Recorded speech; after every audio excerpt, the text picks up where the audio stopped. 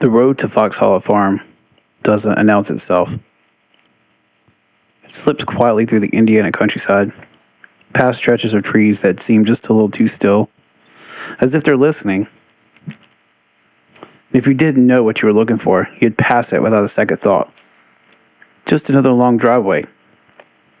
Just another house tucked in from the world. But some places don't need signs, because the land remembers.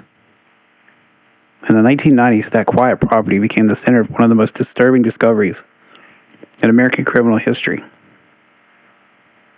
What began as a missing persons case unraveled into something far darker, a hidden graveyard beneath the soil, holding the remains of men who had simply vanished.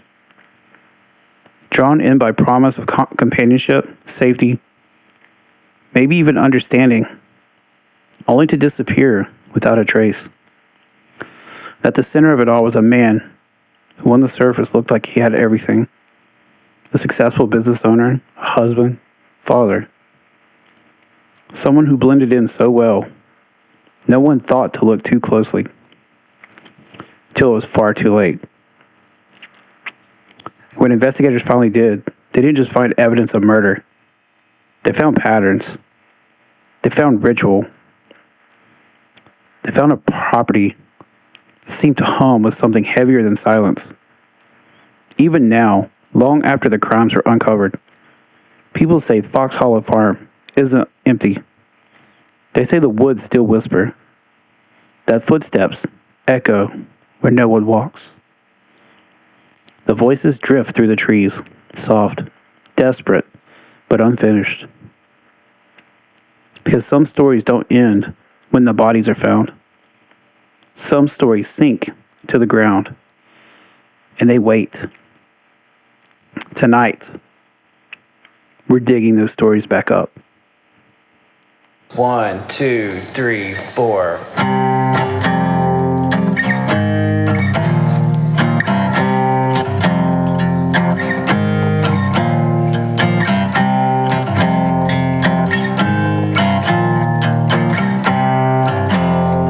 What is up? Welcome back to the Hauntological Society, the place where we tell paranormal stories. I am your ghost host, Erik.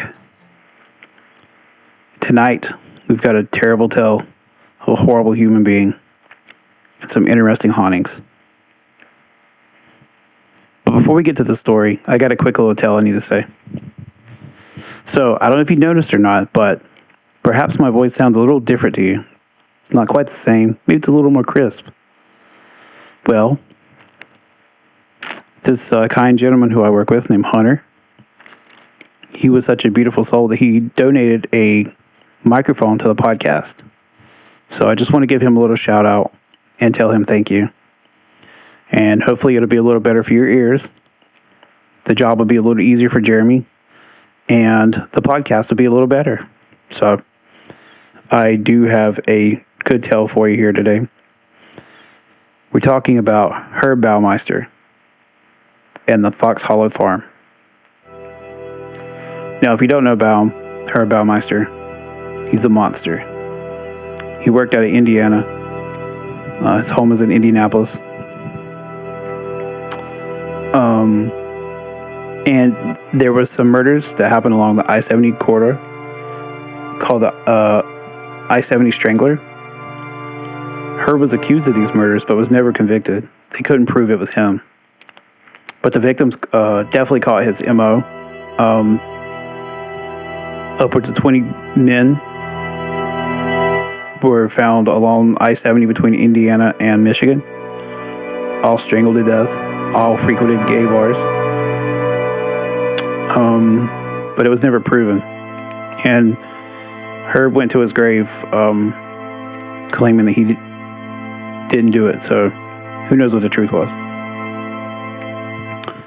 Spoiler alert, he did die. Alright, anyway, I guess enough of the little banter, so without further ado, here's the tale of Fox Hollow Farm and the shadows that flow within. There's a place in the Indiana woods where the past continues to live. A house where doors open on their own, where footsteps echo along the empty pool deck, where a man in a red shirt is seen drifting through the trees, even though he died decades ago. This is Fox Hollow Farm, the quiet suburban estate that once belonged to suspected serial killer Herb Baumeister, and where the spirits of his victims are said to linger still. Tonight, we walk the halls, peer into the shadows, and listen for the echoes of those who never left. Welcome to a haunting unlike any other. And we're going to cross into the spectrum of true crime and explore the crimes of suspected serial killer Herb Baumeister that truly left this place haunted. So in the quiet suburbs, the rolling lawns and two-door style architecture of Fox Hollow Farm once represented the American dream. It was a picture of success. An 18-acre estate nestled along the trees of Westfield, Indiana, where a prosperous family lived in what seemed to be a charmed life. Yet beneath its manicured veneer, the property concealed one of the darkest stories in Midwestern history. Beneath the soil, within the walls, lingered the echoes of men who vanished without a trace. The restless memories of a killer who lived two lives. A haunting that persists long after the headlines faded.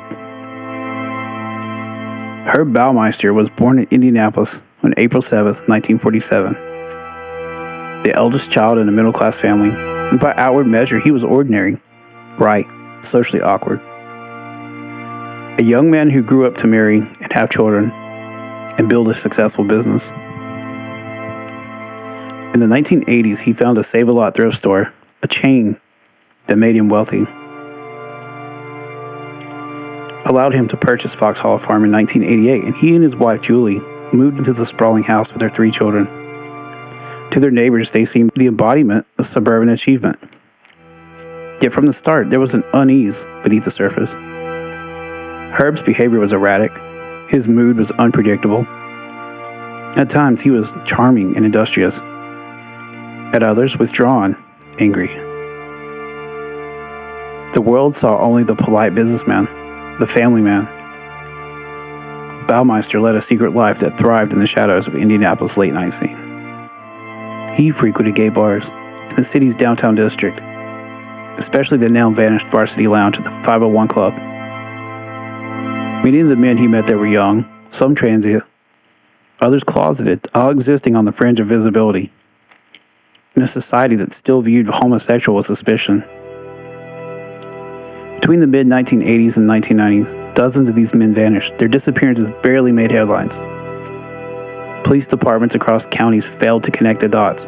For years, the disappearances were whispered about as part of the so-called I-70 Strangler, a separate but overlapping string of murders in which men were found strangled and discarded along Interstate 70. Many of these investigators would later come to suspect Baumeister's involvement in these earlier series. So in 1994, one of Baumeister's own children stumbled upon what the world had refused to see. While playing in the woods behind the family home, his 13-year-old son discovered a human skull protruding from the ground. Startled, he ran to his father. Herb explained it away with an unsettling casualness. He said the bones were from an old medical skeleton, left over from his father's supposed anatomical collection. The family accepted the story, perhaps because they wanted to, perhaps because they couldn't imagine the alternative. But just 2 years later, the illusion collapsed. Police, investigating a missing persons case tied to a young man named Roger Goodlett, traced reports of his last known sightings to a man resembling Baumeister. So when detectives asked to search his Fox Hollow Farm, Herb refused. Only after his wife, growing increasingly suspicious, granted consent. And while he was away, the investigators finally entered the property. What they found would shock even the most seasoned detectives, because scattered throughout the woods, buried in shallow graves, lay thousands of human bone fragments, some burned, some crushed. Many broken beyond recognition.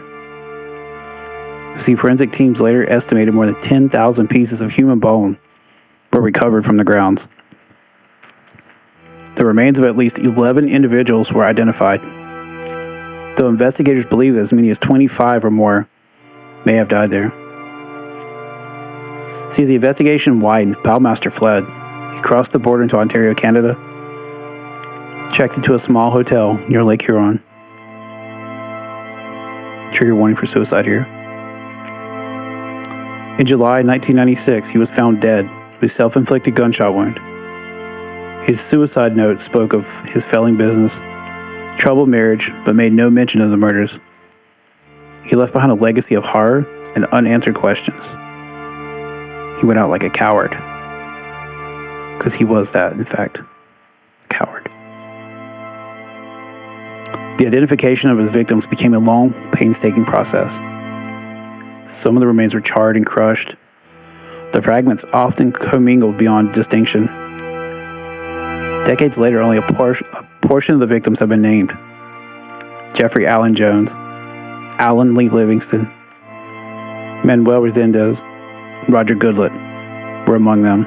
Each of them have been missing since the 1990s. And their families have waited for years, sometimes decades, for closure. In recent years, advances in genetic genealogy have breathed new life into the case.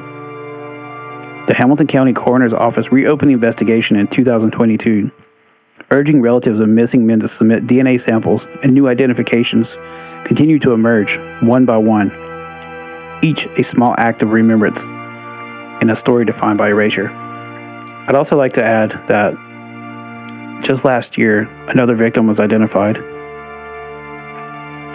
and as this case continues on, people in the area are asked to continue to submit DNA if you have missing loved ones that you've been looking for from around that time, to perhaps they could finally get closure and help understand what really happened inside this house. To understand the haunting of Fox Hollow Farm, one must look beyond the facts of the murders and into the landscape itself. See, the property remains a physical archive of trauma. The woods where Baumeister's son once played are dense and quiet. The soil still yields bone fragments from time to time.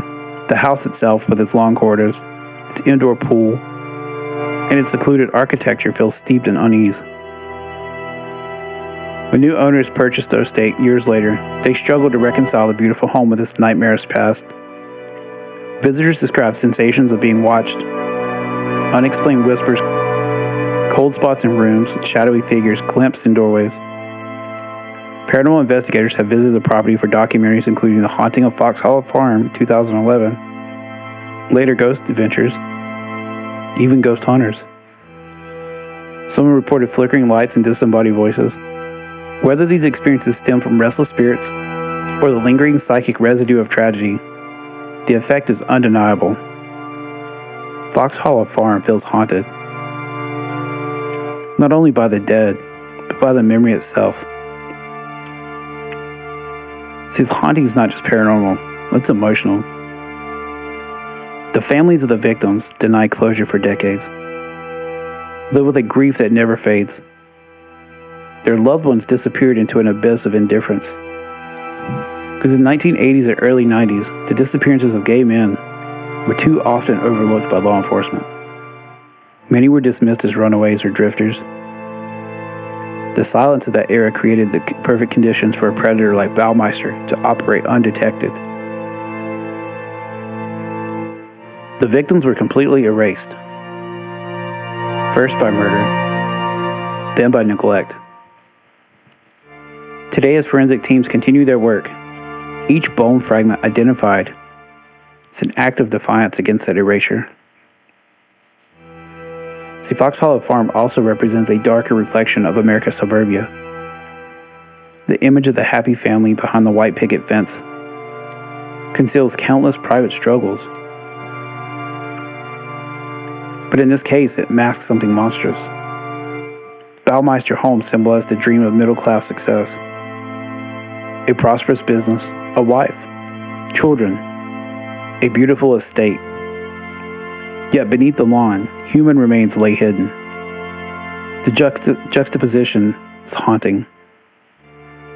Evil, not in the abandoned asylum or the desolate woods, but in the very heart of domestic comfort. It reminds us that horror often hides in plain sight, thriving in the spaces where we least expect it. The geography of Fox Hollow Farm amplifies this duality. The long driveway winds through the trees, cutting off the house from the road. The basement contains a swimming pool surrounded by windows that reflect back at the night like dark mirrors. The woods encircle the estate like a shroud. One can imagine Baumeister moving through these spaces after midnight, confident that nobody could hear the sounds of struggle from the house. Today, the same features that offered him isolation offer investigators and those drawn to the paranormal a stage upon which memory performs itself again and again. In the years following the discovery, the property became a site of fascination and dread. The local newspapers dubbed it the House of Bones. Tourists and thrill seekers have tried to approach it, prompting new owners to protect their privacy. Yet the stories persist. Flickering lights in the windows at night, the sound of footsteps pacing the pool deck, a whisper in the hall calling out a name that was lost to time. Even skeptics admit that Fox Hollow Farm radiates an unease difficult to explain. Some claim to feel a pressure in the chest, a sense of suffocation. It's the same method that many believe Baumeister used on his victims. Whether these sensations are supernatural or psychological scarcely matters. The haunting is real because the trauma is real. From a hauntological perspective, the site becomes more than a haunted house. It's a monument to unfinished business. The past has not yet completed its story. The bones remain, the names remain unspoken, the killer never confessed, and justice was never served. This is the essence of hauntology, the persistence of what should have passed but lingers instead.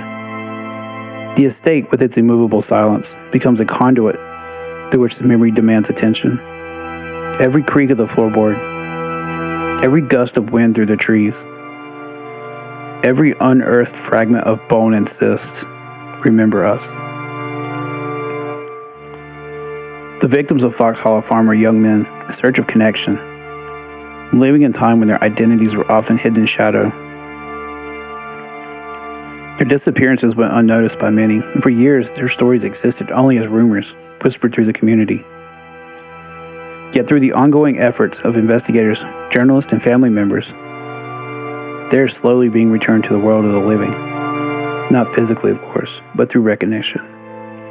To speak their names is to break the spell of silence that once surrounded them. Renewed attention to the case in recent years has opened old wounds, also kindled a commitment to truth. Documentaries such as the Fox Hollow Murders, Playground of a Serial Killer, have revisited the story for new audiences, exploring not only the crimes that have went undetected for so long, but also how they continue to reverberate through the community. Local LGBTQ historians have emphasized that these men were not anonymous. They were sons, brothers, friends, part of a community that was often overlooked. Their lives mattered, and their stories must be told.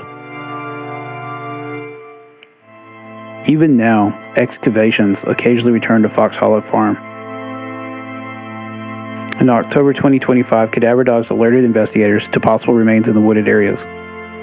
Though nothing new is recovered, the process is slow, it's meticulous, and reverent.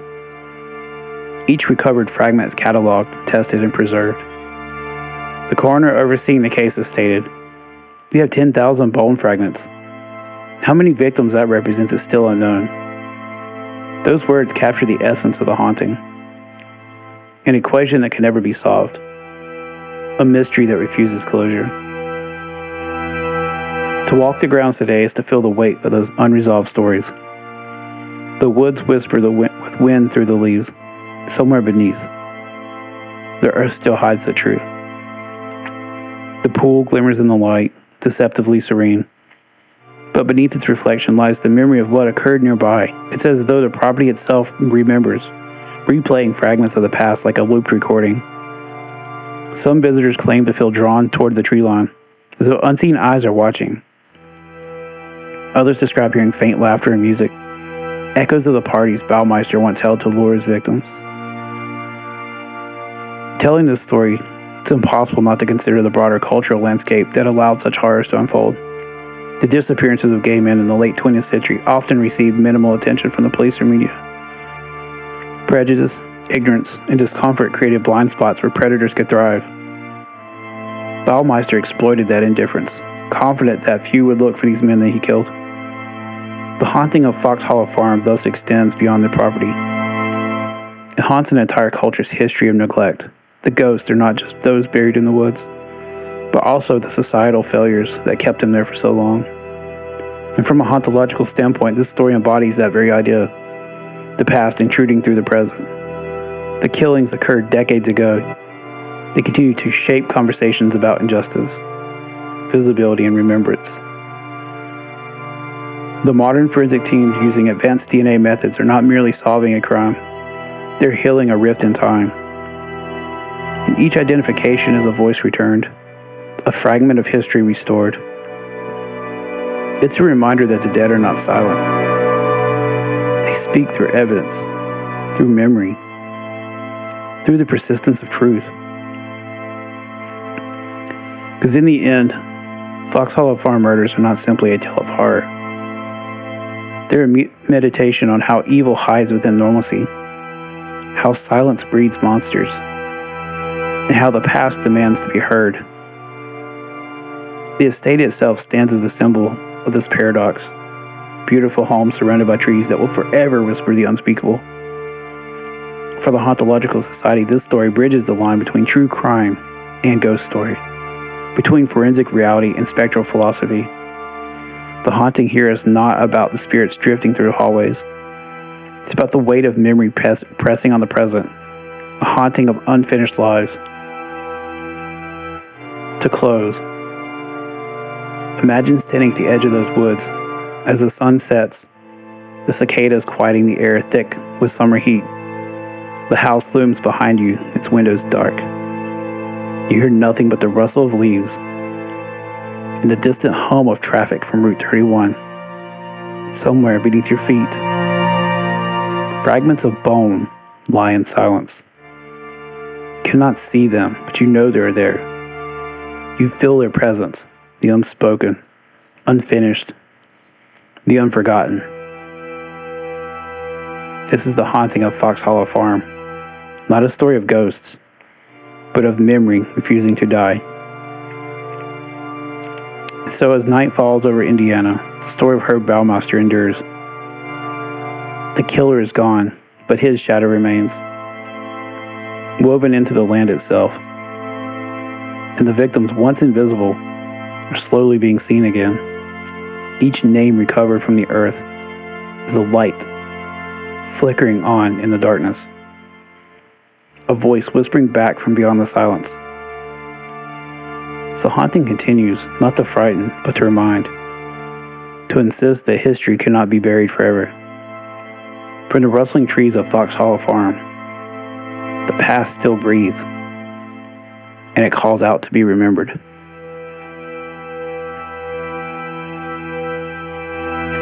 Now, as I was finishing this story, something came to mind. I wrote down, as the night falls over Indiana, the story of Herb Baumeister endures. I don't think that's true. The story is not about Herb. The story is about those that lost their lives. Those that continue to come back. Those that continue to be seen, heard, felt, asking for you to remember their name. Don't remember the monster. Remember the monster's victims, those that were left behind, families, children, brothers, friends, cousins, fathers. Those are the true ones that endure. Too often in society, we focus on the killers, and we forget about those who were affected by those that were killed. For every life that was taken, a family was disrupted. A brother never saw his brother again. A mother never saw her son walk through the door. People were left to ask the question, what happened? How could they just disappear from the face of the earth without a trace? So, I think the one thing to take away from this is that we should never forget those who lost their lives tragically, who didn't need to, those who were taken away from their families. And they were forgotten because of the lifestyle they chose to live, because of the stigma of what it was like to go searching for someone who was homosexual in that time period. Coming out of the 80s into the 90s, it was still taboo and not really spoken out about. It hadn't quite crossed that threshold. And even today, we still carry that stigma. No matter who you are, no matter how you feel about what type of person you love, you should always know that you're protected and that your life means something. Because these people who were killed from this creature, they didn't feel their life meant anything because they were forgotten. And yet they come back. They come back and continue to ask to be remembered because they know they're not worthless. They mean something. So if you look into this case, make sure you look into the victims and you know their names because they're what's important. And that's what should be remembered about this case. And with that, my name is Erik. Thank you for coming to the Hauntological Society. If you enjoyed my story, please rate and review this podcast. It helps me get listeners so that I can continue doing this. And if you want to do your part, just rate and review. It's all it takes. It takes 2 seconds. Helps more people come listen. The more listeners we get, the more we can do this. Don't forget to join our Facebook page. I have an Instagram page, Hauntological Society Podcast. We have a store where we sell merch. Every little bit of merch we sell, it helps this podcast. So every little bit you can do is to help us out.